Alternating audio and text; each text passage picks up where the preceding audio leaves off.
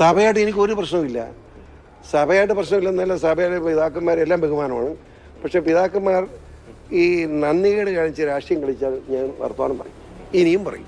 കാഞ്ഞിരപ്പള്ളി രൂപതയ്ക്ക് ഏറ്റവും കൂടുതൽ ഉപകാരം ചെയ്തിട്ടുള്ള ഒരു പൊതുപ്രവർത്തനമാണ്. എനിക്കെതിരായിട്ട് മഠത്തിലോട്ട് വിളിച്ച് പിതാവ് പറഞ്ഞാൽ വോട്ട് കിട്ടുമോ?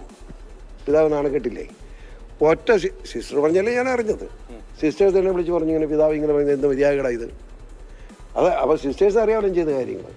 അപ്പോൾ എന്ത് വേണ്ടി പിതാക്കന്മാർ സ്ട്രോങ് സ്റ്റാൻഡായിരുന്നു. പിതാവല്ല സിസ്റ്റേഴ്സ് പല വോട്ട് കിട്ടിയോ? പിതാവ് എന്തിനാണ് നാണക്കേട് കാണിക്കാൻ പോയി?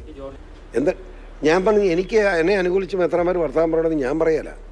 നീയല്ലേ ചോദിച്ചു, ഞാൻ പറയാല, പേടിക്കണ്ട. എനിക്ക് മെത്രാന്മാർ പിന്തുണയും വേണ്ട.